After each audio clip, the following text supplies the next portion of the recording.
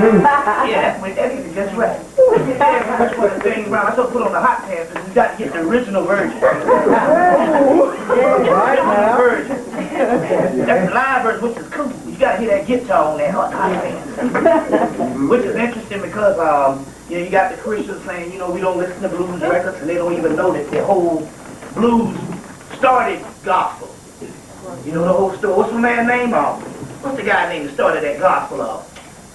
Was a blues singer, made a whole bunch of money in the 1920s, singing blues in Chicago, then lost his money in the Depression, hightailed it back down south and integrated the blues with Negro spirituals coming out of slavery, but also had been compiled by the Fifth Jubilee singers, the Fish Choir singers went all around the world and stuff, which gave the lyric aspect of these Negro spirituals, and then he compiled that in with the blues and all, and they swear out this shit come from God.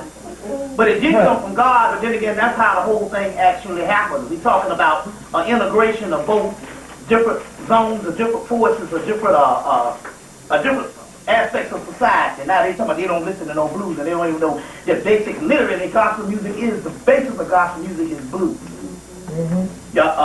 Blues, you know, which is basically, it's interesting that we deal with that and all, because what realm has now come back in, there's a reason why the law enforcement guy that Bush would pick would be some guy that's over, some guy that's, what's this guy name? It's just this big time religious cat.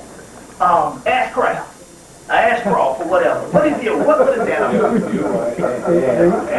Ashcroft.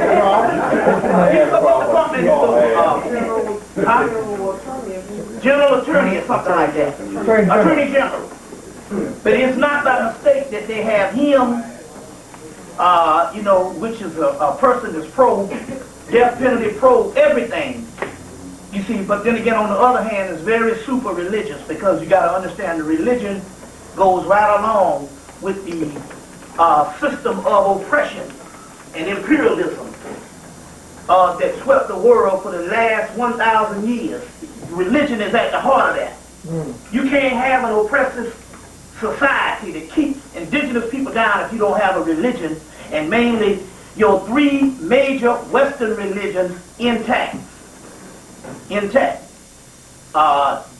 Also, and the ones that they claim to be the most righteousness is the ones that will literally go along with war and every other thing. And it's interesting how you never have any major church in this country sanctions that will go up against war. You've never had a major church. They said that, you know, Jesus said, I shall not kill, or God said, thou shalt not kill, but yet you have never had not one major church from Judaism, Christianity, and even Islam that will go up against war when they have these major wars around the world. As a matter of fact, they all sanction war. Now, why is that? That is because the simple fact here is it goes hand in hand with the imperialistic societies that the European has brought forth for the last 1,000 years. That's right. It goes hand in hand. But if you say something about sex, then you got a problem. Ain't that something? You can say, thank you, Lord, and pass the ammunition all day long. As soon as you say something about sex, and it don't have to be a society of sexual people, be one person that did the wrong thing, and the next thing you know, the whole church is coming out against it. You know what I'm saying? The whole church is coming out against it. That is a science, because they're trying to turn against what is called the Bacchanalian ring. This is what the so-called went into the whole aspect of Jesus. There's a book called all these documents, Ego and Archetype, by Edward F. Ettinger. Edward F. Ettinger.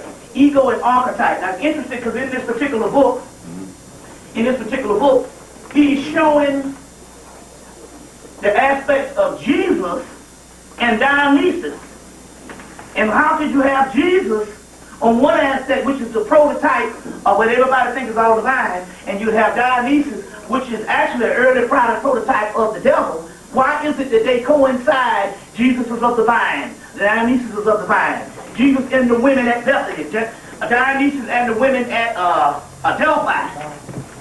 Jesus and the wine, Dionysus and the wine. Because basically what you got is a milquetoast watered down, pasteurized or marginalized version of the earlier myth. That's right. Which is the Dionysian aspect, which we're going to have to go and probe into the minds of Camite thought. Okay. So this book, Edward, Ego and Archetype, you know, I still damn picture on my shirt this morning. But, you know, that reach get you every time. You're all happy with it. It's a wash and stuff. But anyway, actually, I must have did it when I was flying out the other day. I was picking up a whole bunch of stuff. I just noticed it right now. Anyway, you know, went to Marshall to get this thing too, this shirt. Y'all don't know about Marshall? Oh, we got it. Yeah. All your designer prices for nothing. Right. You know. Anyway, but what we're going to be dealing with is exploring also the realm of ecstasy. There's a book you need to get by Robert A. Johnson. Any of his little books, Ecstasy by Robert A. Johnson, We, She, He, Transformation, Inner Works. But when you get Ecstasy, you'll see on the inside of the cover all the rest of his books. Now here's a guy, he's a Jungian psychologist that's dealing with mythology, but what he does, the reason why you do this, you can read Robert A. Johnson's book in about 2 or 3 days. Because what he does is he takes all of the actual, the so-called, the intellectual side out to try to explain his field, and basically just get straight to the punch. You see, so the small books, He, She, We, Ecstasy, Robert A. Johnson, excellent. These are people that say, I want a shortcut. You know, I want to, you know, instead of getting the book this thick, I want to just get the essence of it. You need to get Robert A. Johnson.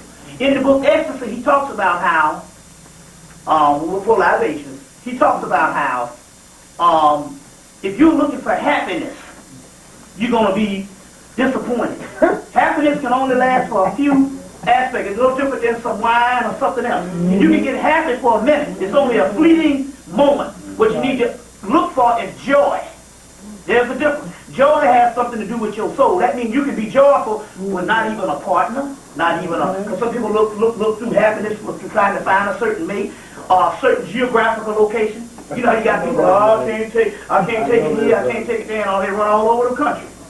You know, I've even known people that all, you know, they keep going from college to college. I know some people that do that, you know. They keep going from college to college and stuff to further my education when they feel unhappy. So I think I'll go back to school and get my master's. I think I'll go back and get my doctorate and all this kind of thing here. And hell, they could have dropped out the 4th grade and been happy. So they need to go back and find out exactly what happened with their parents and why were they happy. And although we had all types of problems and stuff like that, there was some type of cohesiveness as far as what did we do to make things work that the government had to take the last 30 years and say, we got to get them niggas from out of that because they are winning. You see what I'm saying? So he said, you got to look for that joy. Which joy means you don't even need anything material to even appease you. Basically, you have that joy and everything else, you know what I'm saying, you take it or leave it. Right. But he's also talking about breaking down the realms of ecstasy. And ecstasy. He also got a book called We, which is the aspects of romantic love, which is very key. Because because we thought that was European, but when we went back to the ancient Camite and the book Miriam Litchim's book, Egyptian literature, you find out that all that stuff, all the love letters and all that stuff was copied by the Greeks, from the doggone Camites or the Egyptians, and the whole Rome thing. So we talk about, that's a very key aspect of it and all, because at this particular time we're talking about the vice, total indulgence, as a part of a spiritual manifestation. So we're talking about going against when the church tells you to have abstinence and stay back. We're talking about creating a balance. Right. You see what I'm saying? One extreme is just as bad as the other. So we say the middle pillar. You'll see the picture of the Kabbalah, and you'll see the middle pillar. The middle pillar is this particular, let me get a picture of a tree of life.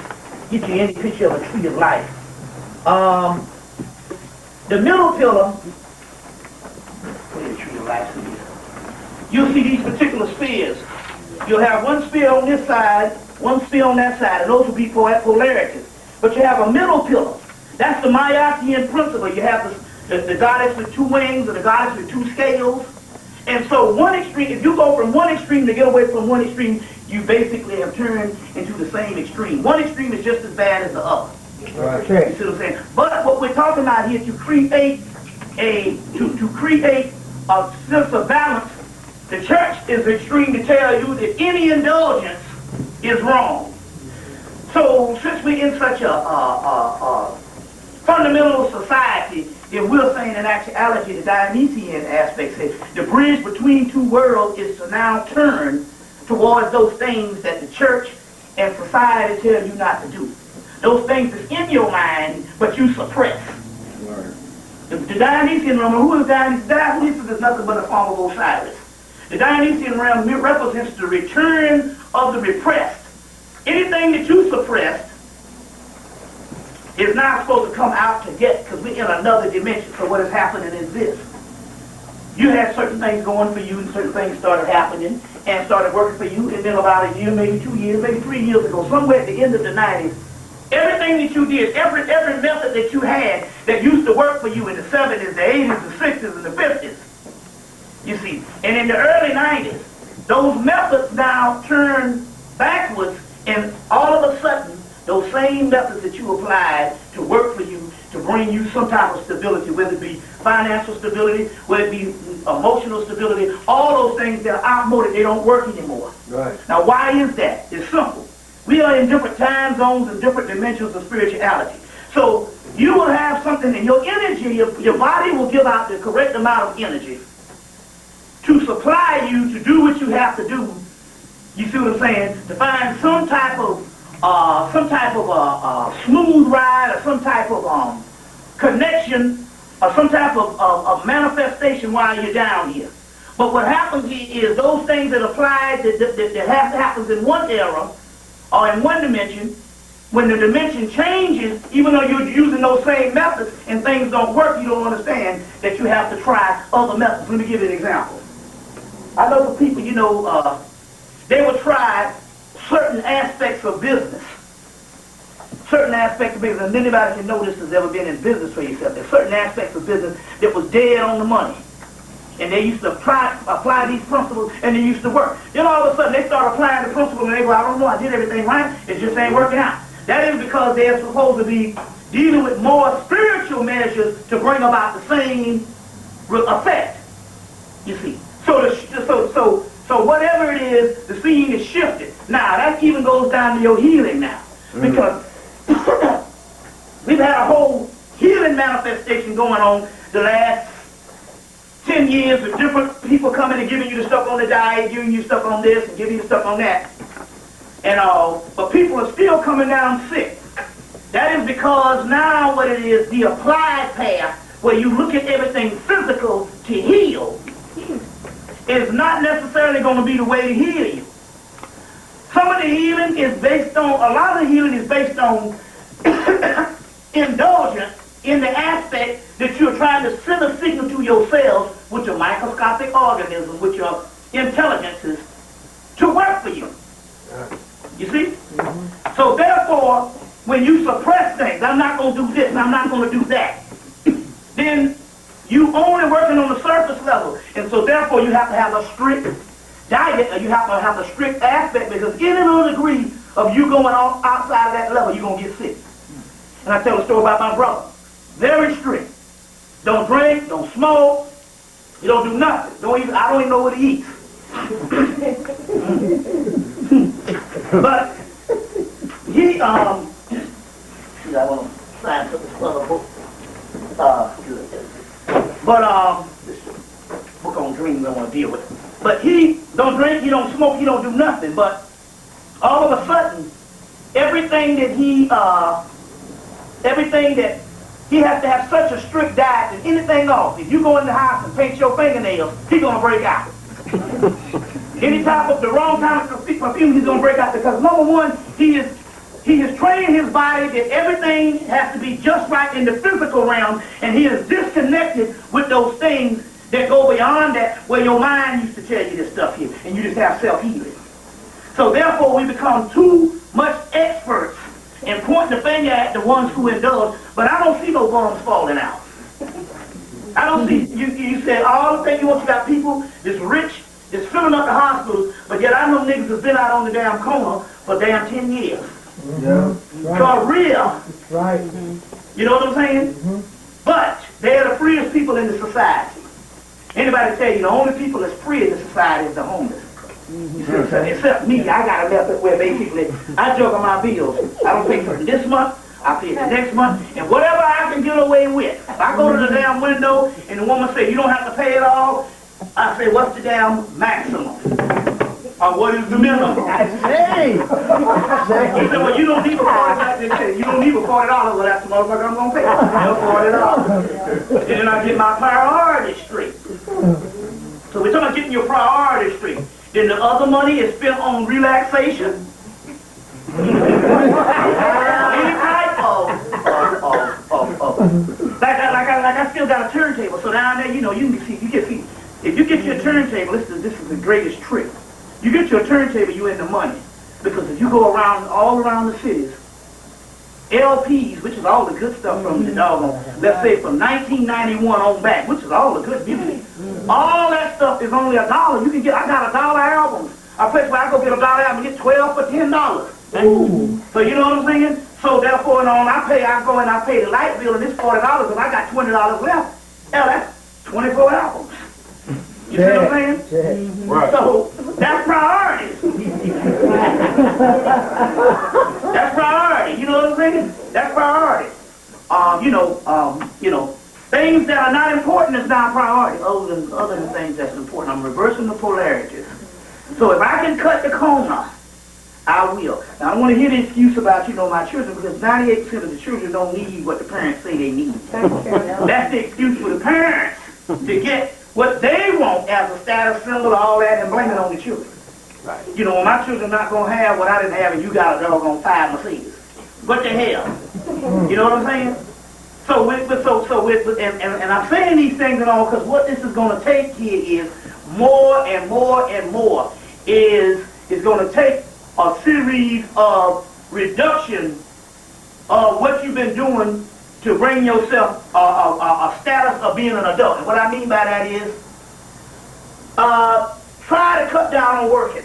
Any kind of hours don't accept no overtime. Whenever the motherfucker says it's time for you to go, get out the door. Cut down on working. Like my mama was a school teacher. Damn, mama. I said, let me see, 1965, you went off to Ocean City. That's a lot of black people go to Ocean City, New Jersey. They go up there and work during the summer. I said, well, you went to Ocean City in 1965, and this is 1985. Why you never had a summer job? She said, that's why I got this, because the school teacher had 3 months off. And that's where I worked. I had 3 months off, so I didn't have to do shit. I said, but you could. She said, no, that ain't the point. You ain't getting the sign. Yes, I could have made more money. I could have taught summer school. I could have done all kinds of things. You know what I'm saying? I could have taught night school. They had all my friends sign up for night school to get more money and all this type of stuff here. But the bottom line here is, my goal was not working. So now you have to get into the point where, so you say, well, how can I do that? Because this is simple. The things that you think you need, reduce those things to the bare minimum, and that way you don't have to go and work as much. That's right. You see what I'm saying? So I know that I only have a weekend job. I fly out on the weekends, and I do the lectures and all, you know what I'm saying? But that's it. All the other times, somebody said, what you do? I said, man, I get up in the morning, and I think of what I'm going to do. That's right. I lay in the bed. Right. Scratch my butt. You know what I'm saying? I was up in the bed the other day just eating away. I had a full course meal up in the goddamn bed. Just eating. Somebody said, Jimmy, you at a table. I said, no, man. I'm eating in the bed. But they said, but what? The people who run our lives do not work.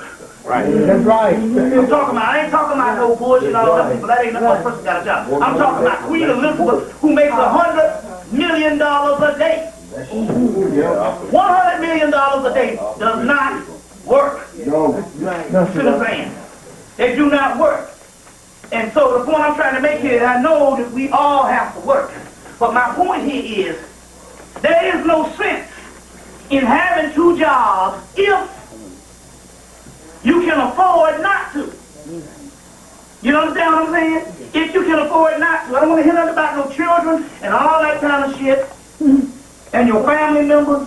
The key here is if you can reduce the amount of time you on the job It's very key, because it's going to have to be what is called a bacchanalian realm. This particular realm is issued in is supposed to be a realm of indulgence, relaxation, rejoicing, party hardy. All right. That's what it's thinking about. It's supposed to be the complete deal of iniquity, as the Christians say. We talk about reversing the polarities. This is so you say, well, this is the Jesus Christ way. If we really want to deal with the Jesus thing before they pasteurized it or homogenized it, it was a realm where you basically went and took yourself to another dimension by joyous ceremony. Like I said, Robert Johnson's book, and I'm not just giving you something that is some type of theory of mine. I'm going to give you applied things that is going on at this particular time in the spirit realm that we need to understand. So we got a lot to cover. We got a lot to cover. Number one, before I go, because I'm getting ready to start. Number one, this is a concoction of what is called an elixir. You hear the elixir called the alchemical gold. That's the gold, the philosopher's stone, the alchemical gold. If anybody ever studied alchemy, alchemy is the raw art of ancient Egypt. The alchemical gold, which the gold is inside of your body, which is an illumination of the crown chakra, which is this white light. It's a prism of white and gold. The gold of the gods. Now, the physical counterpart of that is whatever you can transmutate physically on the earth. Alchemy is a series of basically, which is the highest art of ancient chemists. You see what I'm saying? So most people that say they're Egyptian masters, they're still focusing on these particular gods. They don't know that it's not the gods, it's the energy behind the image. All right. Every one of them. And everybody's thinking we're talking formulas here. The only gods that ever existed exist now sitting in this room. Okay. You see what I'm saying? So they still haven't broken all these so-called masters and Egyptianness and all. Nobody ever talks about it. There's only one ancient high royal art of ancient chemists, and that's alchemy, which is alchemy is the basis of chemistry. Chemistry is a byproduct of something that's greater, which is alchemy. And alchemy involves taking something old and making something new out of it. About like black people, about like nigger. A nigger is something that is so ancient that's been made of new people. But it is the most refined form of the planet because the entire planet copies the nigger. Now the nigger is a hieroglyph for North American black person. Because even your West Indies are not known as niggers. Now, but don't get me wrong, the West Indians we're talking about is the same in diaspora. But we're talking about a non-continental African that has been refined in the aspect that he's been something that was ancient and made something new out of by mixing bloodlines of the different Africans to make the finished product. That was the great mystery called a mixing bowl of the West. In the Kabbalah, there will be a great mixing bowl where we'll take the ancient Africans, which is the different tribes in Africa, the different nations, take them to a foreign land, and because they're all black, we'd mix them all in, which would fuse back in the ancient bloodlines. So you have a bloodline, which is one single point. Then that particular bloodline starts to V out. And then it beads until the bloodlines are separated. Then we'll call out of Africa, they're taking their mixes back in and it makes the single point again. That is why everybody, the Asians, the whites, and everybody around the world is trying to copy us. Right. Okay. Even in our ignorance, they're trying to copy us. When the brother was in England, one of the chaps was in England in 98, he said if you didn't sound like you was from Compton, you couldn't even get a job on the radio. You couldn't get a job in the West End. And we look at that and say, that's some ignorant shit. But then again, on the other hand, over in Britain, the bastion of snobbery, you couldn't get a job in the doggone clubs. You couldn't do nothing until, so they had guys, black guys with British accents, by way of West Indies, this over there and all, sounding like damn James Bond and shit, in their room practicing practicing modern urban slang. So they can get a job, and not only that, so that they can be accepted in a society that's rising up. And although they may not say it, people still follow you. Okay. You know what I'm saying? So therefore, and all around the world, this type of thing is happening. You get where I'm coming from? Now, the key here is because it was an old product that was made into something new. So the nigger is the finishing piece. The stone that the builders reject will become the cornerstone. Now think about it. When I tell you that Dionysus says indulgence, party, get your freak on. Yeah. That's the Christ. Now what is that when you say in a word, nigger? Think about it. In a word. But even the word, when you get the word substantia nigra, you get Saul, Niger, Saul, nigger. The nigrum, nigros, negrito. That's an ancient word. Somebody, this nigga making up shit now. Ancient word, an alchemical word. In a lot of Carl Jung's books, Psychology and Alchemy. That word is up in there. Nigros, let's see. Nigros, the nigros, the nigrum, nigros, negrito, or something like that. So even that word, that we understand in the negro, which means dead, well, dead is good. Because dead means, when they say negro means dead, a necro means dead. That's what we are. We are the realm of the dead. But we're not just the realm of people just dead with their minds lost in the Western Hemisphere. We're the realm of the dead because we died thousands of years ago and we started thinking we were humans because we started noticing the dream and we forgot who the reality of what we really are. We're going to go back into that in a few minutes. But the key here is, the finishing product here is, we're talking, when I'm talking to the masses of people in the room out here. So Mr. Man, you can't be saying that to all our people out here. Our people are, we're not talking about all the people out here. Nope. Why we're not talking about all the people out here? Because that is romanticism.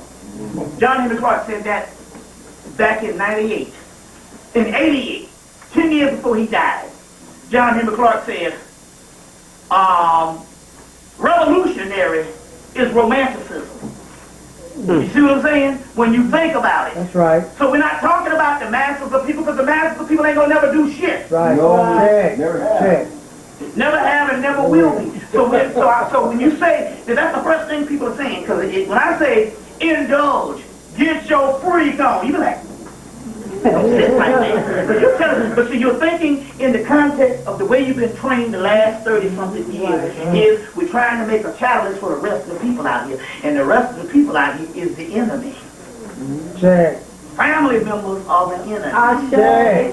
Check. Now, Brother Dawud had said something. I used to say that in order for you to rise up, you're going to have to cut the family loose. Because the family is the ones that most, on an emotional level, will hold you down more than anybody. To make you so you are able to cut that loose, then you can rise. Well, Dawud put that in was really profound when he said that the family members, when the realm that don't want you to rise, see that there's an advanced soul incarnating down here that can make a change. That's it. Always. Then what they do is they send 2 or 3 fucked up souls down as siblings, as parents, as grandparents, whatever. Get around that barrier light to hold that barrier light down. Makes sense to me. So every now and then you might have some family where you get 2 or 3 brothers and sisters that's cool. But then again, the parents might not be cool. Then you might have some parents that's cool, but you got some fucked up brothers and sisters ain't cool. Oh, yeah. Then you got somewhere you the only motherfucker in the family. Only one. Everybody else goddamn lost their mind. And what better way to do that than to put them in a religion, in fundamentalism, to say in actuality, it is all right for me to hate my family members for being different. You see what I'm saying? You sanction a person that's trying to be different, that's having a different train of thought. You sanction hating that person based on you got a society that says, never be different. No matter how much they say that we're different and this is the freedom of my own individuality as a person. Your individuality, my ass, is you better get along individually. Individually, you better get in line. Or you'll find your ass in jail. That's right.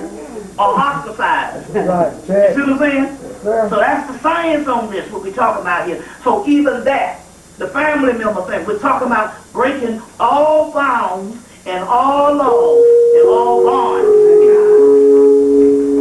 of what can restrain your mind. So number one, be anti-work. You know, and I remember I get a little when I was a student, they have what they call casuals at the post office. Now, Lord have mercy. When I see somebody get shot at the post office, I just shake my head and go, I understand. I understand because the tedious mail will run you crazy. Oh, yeah. I done worked at the post office, and when I was at the post office, they said that brother there came in here and he shot up the place in 1983. But it was 1987 when they was pointing at the brother. When they was pointing at the brother, I'm like, damn. They said, we got a hell of a union here. I'm like, you got a hell of a union. Come up here and shoot up the place. And he's still working 4 years later. They say we had these purposes. They fire him the right way. Based on the law. Based on the loophole. I said, yeah, hell of a lawyer.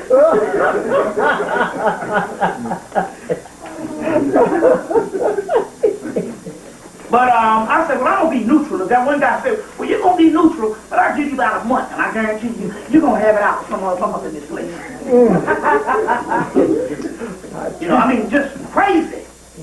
You see. But they would always ask me, man, damn, man, you supposed to like, man, you supposed to be maxing out. You supposed to be maxing out.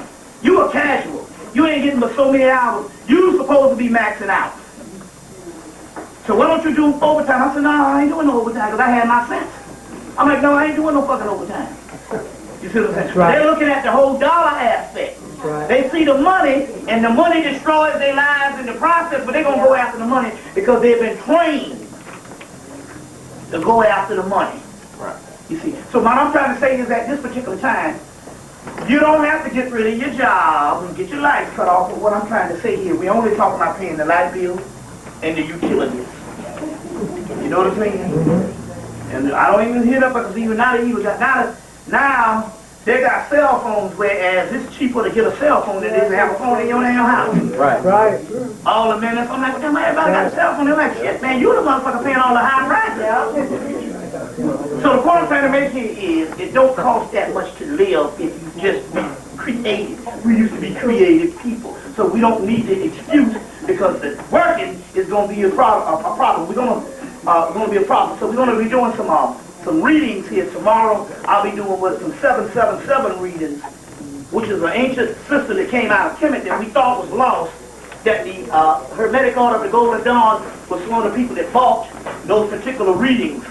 They got some of those particular readings from a cipher manual in the late 1800s. So they're going to be doing that. That's Sunday. Also, there's another system that came out of Hemmitt called a destiny card, which we know it came out of ancient Egypt because, you know, your playing cards actually come from your tarot cards. They're it's the same system. Yeah. You know, you got kings, you got queens, you got emperors, you got empresses and stuff. So we got a brother that came in from Atlanta. Also, the brother back there with the Fed Zone is also does destiny card readings. So he's going to be here Monday, hooking up that for the people that want to get the destiny thing going down. A brother named R.J. Bay and all, which is a partner in Crime and Indulgence. It's been rolling with me since November, first part of November. He showed up with these two nurses and stuff like that and all. And this brother here is a Funkadelic man from the 1970s, you know. Let me say this, ask not what you can do for the funk, what the funk can do for you. Go on, go on. So I came up with a spiritual elixir. He mastered it in finding out what his properties can do. In the aspect of, where can we go with this thing? And as a result, we have opened up other dimensions from this particular aspect and all. He is the form of the god Tahuti and the god Anubis. So therefore, the 777 thing tomorrow will tell you what energy you ought to line up, what energy. You know, you get your head from your Yoruba thing, but this is going to be lining up what energy you are based on lining up what energy you are based on the Camite thing, the Greek thing, and the Roman thing, because all that is black. See. But it's going to go into your precious stones. It's going to go into what meditation to meditate on. It's going to even go into what vision you're going to be seeing. About like one, your number might line up might be a tall black man, or a tall person with riding on a horse that has two beasts and two trumpets behind him. You might see these things in a dream. You don't know what it is, and it might be a signal to tell you what it is, or something that's getting ready to happen because this particular realm is opened up. So in that particular case, you need to get these particular readings and stuff. I'll go back into it in a few minutes to give you the history on it. Now, going back to this particular science, the brother came through with two nurses in, I've been knowing these nurses since the early 90s when I first started out and all. But they came through and we started having these parties. And all, because I got like 5,000 albums, I got the CDs and all, but I got the LPs and all, which is a whole nother dimension. You can't get the sound that you can off an album on a CD. So we started coming through and we started pumping this stuff here. So what happened was here earlier this summer, we started going through a series of psychic attacks. I had some psychic attacks. Sister Sonura had some of these attacks from family members in the aspect of the spirit realm that because the new realm is coming in, they don't want to relinquish the power. So it's just a little family fight. So as a result, they just do shit to irritate the hell out of you. So as a result, they came and they hit me, and in order for me not to go through the severity of what they did, some entities came through. And these particular entities that came through told me to mix up a potion. And I said, oh man, this is ridiculous. It cannot work. See, here it is again. All my knowledge and stuff, I'm in pain at this particular time. So it's one thing to say all this is another thing when your ass was against the wall. Are you going to rely on the spirit, or are you going to rely on the white man? You see what I'm saying? But the pain was hitting and all, but I had to go. But what I had been teaching for the last 10 years, because it was excruciating pain, but the shit sure enough worked. The key here is, prior to that, in March, 4 entities, and then later on 2 more. So 6 entities in all came about. Now, let me explain this to you. We have what is called a creation realm. The creation realm. Before the creation realm, we have what is called a primal world that existed prior to the creation realm. There's a book called Kabbalistic Universe by Zeb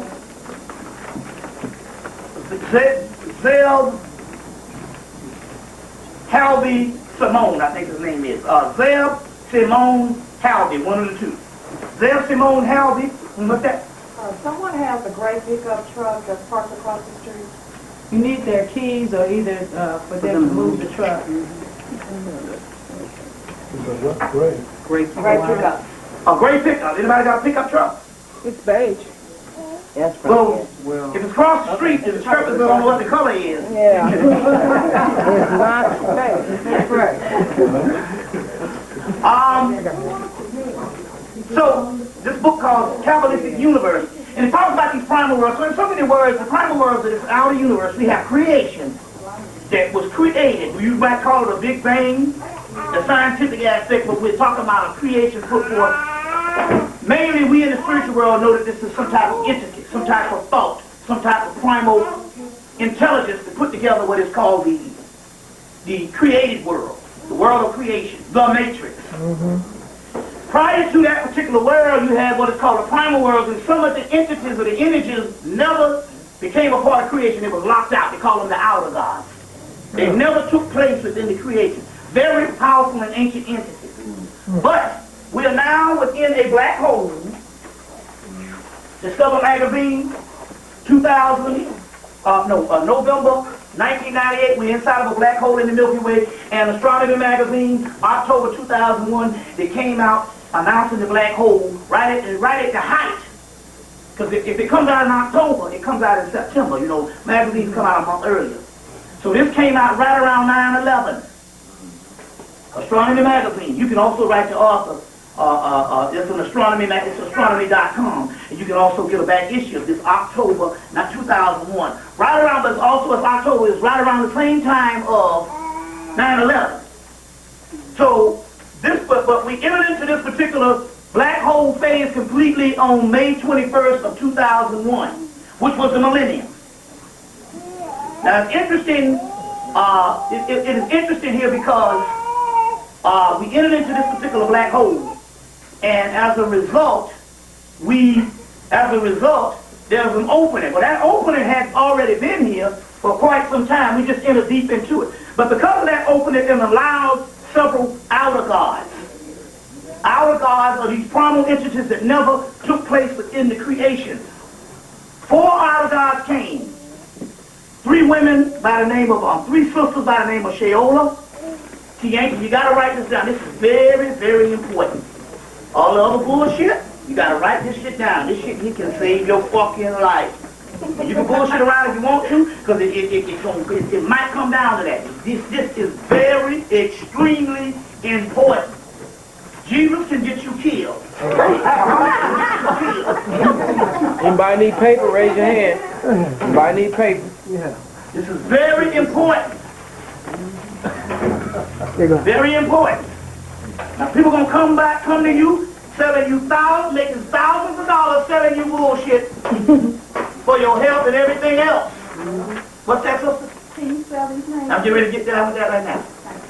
They can give you thousands of people, thousands of shit to make money off of you and all, but your ass still get in trouble or all kinds of things. Now this is extremely important.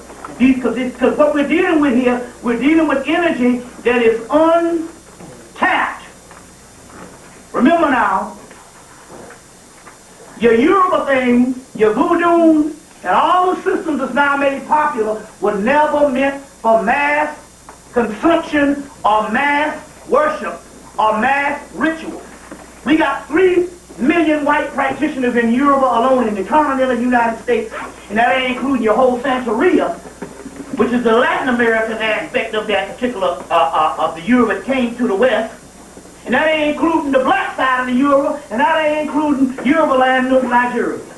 So we're talking about literally a religion that is so usurped and so saturated and stuff, so it ain't gonna do you no good no way. Same thing with voodoo, it's fast rising. You got thousands of white practitioners in the voodoo now. That's right. So what you need now is you need unconcentrated energy. We'll give you the other Congo rights, which is the most powerful. But then again, you need some other ones that's very powerful that nobody don't know about because they come from this particular realm. So they're outer God energy, so they're extremely powerful. So there's 3 entities that came, 3 sisters. Sheola, let's see. Shayyola, Sheola. Otincha, you spell it the best way, you're O-T-E-A-N-C-H-A. Otincha. Tiacha. T-E-A-Y-C-H-A. Otincha, Tiacha, Sheola. Spell like phonics, how it sounds. That's probably the English language. It's the worst language to try to learn. Even the people in Europe tell you. The French tell you. Everybody tell you it's the worst language to try to learn is the English language. Because it's too many words, 4,000 words for the same damn, 4,000 words that sound the same, that's got 5,000 meanings. So spell like phonics, how things sound. That's how I used to spell it. So you spell like things sound. That's wrong. No, that was right. It might have been wrong, but it was right. Because my spirit told me this don't sound like this, and I would spell it out by phonics how it sounds. So spell by phonics how it sounds. Otisha, Sheola, Tiacha. Okay. Otisha is a goddess of war, so she's going to be the fire. Tiacha and Sheola are nurturing spirits, probably like mother-daughter or sister spirits. They are nursing spirits as far as they are healers and nurturers. Those 2. Then there was some male entities. There was Shumala, which was a warrior, and Omagumu, which was a head general that set over thousands of entities or warriors. So Omagumu, Shumala, Sheola, Tiacha, Otintia, and then 2 other ones came. Lokeo, which is kind of unclear what she does. I think she's a promiscuous spirit. Oh, yeah. Get your freak on. If I'm not mistaken, I had a visit from her in August, and showed up, hooked the brother up. So there's Sheola. Don't worry, we're going to get deep to this tonight. Okay. And then there's Kakambo, which is hovering, which has been dealing with me, basically. These 2 came. Kakambo has been dealing with me heavy recently and all, you know what I'm saying. Kakambo. Kakambo is basically the proverbial whore. Male whore. If you want to look at that type of thing. Basically, and I can't think of nothing else he does. Well, he's a warrior, but right now he's in the pipe laying stage. Okay. He's a warrior, he's all that, but right now he's working on the pipeline, laying that pipe. All right. You know, he deals with the realm of the Hallywhacker. What's that? This is in a book form. Huh? Is this different? No. This is coming from another realm. This is, Okay. you know, and I'm getting it backed up by 3, 4, 5 different seals. Okay, then. So he's in the realm of the Tallywhacker, the Johnson, the Dipstick, the Hot Rod. That's what he does. So, his name is Kakumbo. Kakumbo and Lokeo. So Lokeo would also, you know, but then again, on the other hand, you know, some of these and all of these are tantric entities. We'll go deep into that. But anyway, the 3 sisters, Otisha, Kiesha, and Sheola. When I got hit, they told me to hook a certain elixir up. They said, well, you got some light and dark whiskey or liquor. I said, I happen to have some. And so I had to put this thing together. And as a result of putting it together, I drank 2 shots of it, and I didn't go through, and the pain subsided, and the healing came about, and literally, they got in and they worked all night to do what they have to do. Now, so, whatever the deal was, when I put this particular elixir together, I perfected it by November. So they came in August, by November I perfected it. And so, and basically the spirit realm worked with me to perfect it now. First of all, let's try to understand something about history, because we found another thing. The Moors came up into Europe for 700 years. And they had 16 major universities, and the complete society, the complete culture and everything was taught to the European by the Moors. One thing they taught them was how to distill alcohol. So your scotch, your rum, your brandy, your gin, and all of the stuff, the bourbons, your cognac, all of that was taught to them by the Moors. The ancient science of alchemy. Now, if you study the government of the United States right now, there's one thing that coincides with the government of the United States is that with the history starting from 150 years ago or whatever, alcohol has been a very guarded substance, controlled substance, and for the United States government, if you study the history of it, it's probably more politically linked than anything. You know what I'm saying? You got several laws, you know what I'm saying? You can't, you know, you got, in South Carolina, you got your ABC stores, you got this. They even used it for one aspect of ritual, and also use it for warfare against us. You go to Detroit, man, they got a liquor store over what? 365 days a year. 24/7. That's right. You see. So we understand that based on war, also alcohol has been a major factor with the Native Americans, with the Africans now, with the brothers and sisters here, and with other cultures around the world. So we know that this has also been a form of warfare for the white man. But then again, on the other hand, we must understand the medicinal and spiritual aspect of why the Moors gave this to the West. And why is it that they can sanction war, and the church can sanction war, and sprinkle some water on somebody's head to go to Vietnam, to go any place to get killed, Right. but yet don't sanction alcohol. Yeah. This is one of the major keys, but it's an alchemical mystery. What is alcohol? Taking something that's original and making something new out of it. Why the Spirit say a spiritus? Why they call it spirit? They got, when we saw the thing today, they got a liquor store, community spirit. Right. Community spirit. Always wanted that. Yeah. Now, the key here is they mix this stuff together. They mix this together. These particular entities. I perfected this thing over the course of months. Now, this is the problem. Because I tried to tell some people to do some shit. Niggas came to the lecture in Atlanta. The first thing they're going to do, our minds going to go into that old bullshit religion we belong to. What about alcohol this? Or we the new diet holes and assholes now. What about the yo-yo-yo? I'm like, listen. This has nothing to do with the alcohol per se. There's 3 spirits that come accompanied with this. That's the key. So the first thing is a lot of people, we into taste.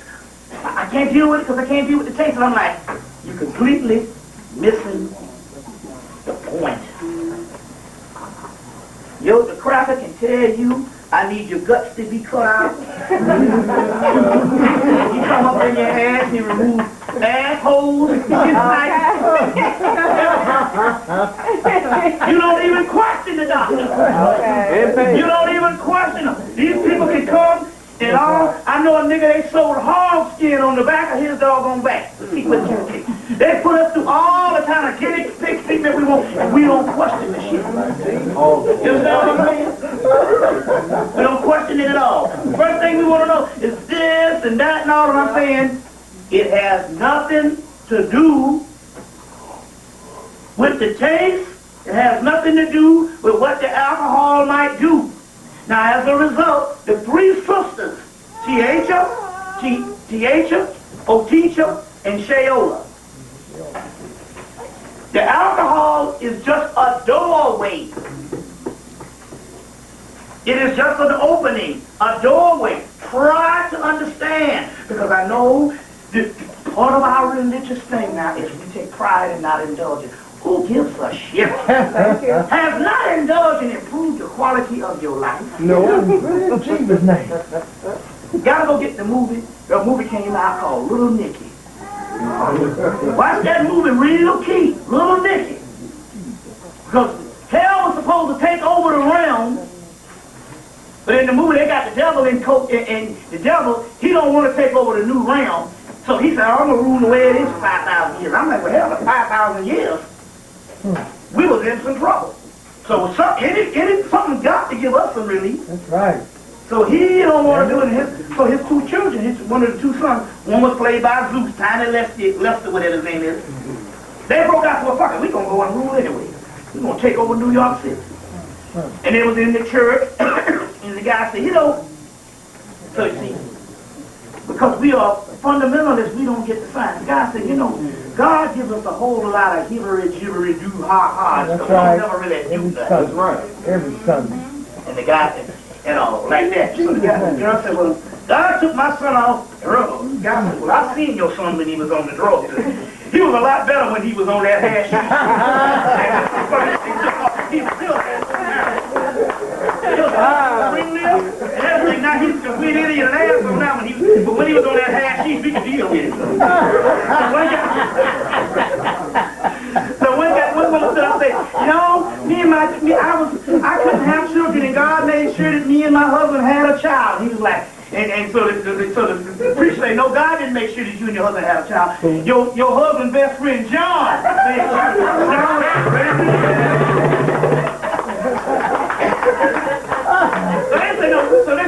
So they said that we ought to need to get our freak on. Now there's science in this, because what they were doing, they was bringing back the Bacchanalian, Dionysian realm. That's the realm that Jesus was supposed to usher in when he had his hope. You see, that you didn't understand the science. You see.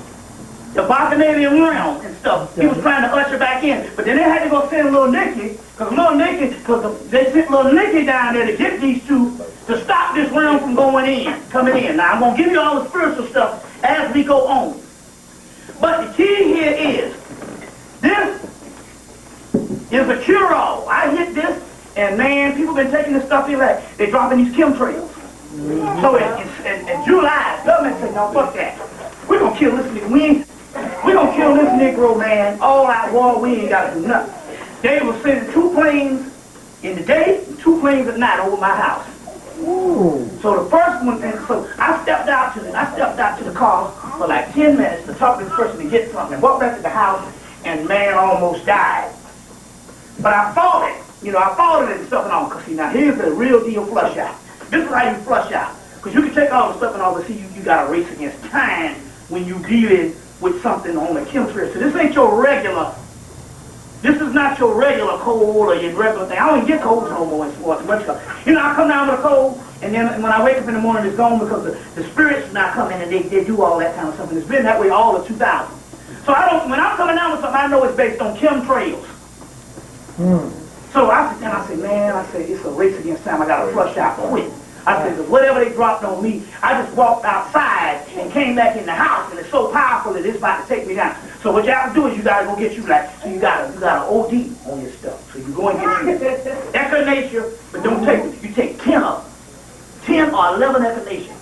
Yeah. Then you turn around and you take 10 1,000 milligrams of vitamin C, and in 45 minutes, 45 minutes you start flushing, so it don't take no 6 or 7 hours. You want to get it out quick. Right. You know what I'm saying? And man, you flush so much till you flush out water. Right. You clean when water come out. Right. But the key here is that's an automatic flushing. It's extreme. Because you're going to do the other stuff and all, it might take a minute. You see what I'm saying? The other thing I found that works faster would probably be those teas, but the dietary tea, there's discrepancies on some of them can really harm you. So this here, you take that herbal thing and flush out. But anyway, the key here is there is three entities, and this is just acting as a doorway. Now, when I was in Charlotte 2 weeks ago, Charlotte, North Carolina, a group drove from Tennessee, the woman and man, they both was in the either late 60s or early 70s. They got in the car and they drove all the way from Virginia, they drove from Virginia down to Charlotte. And the sister was like, something's wrong with my hearing, something's wrong with one of my eyesight. And I told her to get the 3 sisters, and I'm going to show you how we going to show you what you have to do. And all, because y'all can't come down to Atlanta and let me mix the shit up for you, so you're going to have to just learn how to do this. Right. And so I told her what to do. She mixed the 3 sisters up, and I told her to take a bath. Just take 2 shots and go in the bathtub and take a bath for 7 nights. And her eyesight is returning and her ears is returning because her hearing is returning. Very key. Are you ready? Go into the science on it. Now, what it is to perfect this, I had to take now, because the Moors is the one that brought this science of alchemy. So, in this case, we're dealing with what survives, so we can't go and trace it back to Africa. We know that the science was not a European science, it was an alchemical science given them by the Moors. You understand what I'm saying? So now you can go and you can pray 7 times a day, and you can do all your little religious bullshit and all, or you can get funky and be the gods and goddess you're supposed to be. So this ain't got nothing to do with no religion, it ain't got nothing to do with no moralism, or whatever kind of shit. You know what I'm saying? At this particular time, y'all should have figured that out. That's all the bullshit. Yeah, that's right. All this moralism, and all this foolishness, and all this religion, and all this all this old bullshit. Y'all should understand that it ain't got nothing to do with that. You see what I'm saying? And you should also figure that any motherfucker that's leading you is some bullshit motherfucker. You should really take issue with the motherfucker talking about I'm your master. Really, fuck that. Seriously. That's right. You see, take issue with that shit. We talking about a new realm. And this is a realm where you got to sever ties. We'll go into that in a few minutes. So in this particular case, because we're going to spit it to the gods, I had to take the existing aspect of west and east, or east and west. In this case, we're going to the top of the globe. So in this case, Europe would act as east. And the Americas or whatever would act as west. And so therefore, with the top of the globe, I said, well, I'm not going to go down as far as the United States. I will I will go as far as Canada. You see what I'm saying? So that's east and west. So basically, I took London dry gin, any London dry gin, except Tanqueray, because what you want to do here, Tanqueray is like, you want to get any, both of these things have to be 80 proof. That's 40% alcohol by volume, but 80 proof. You don't want to get Tanqueray because that's 87 proof. And you won't be able to get rid of the gin taste. Now, we took London dry gin and Canadian whiskey. There it is. Canadian whiskey. Both are 80 proof. And you mix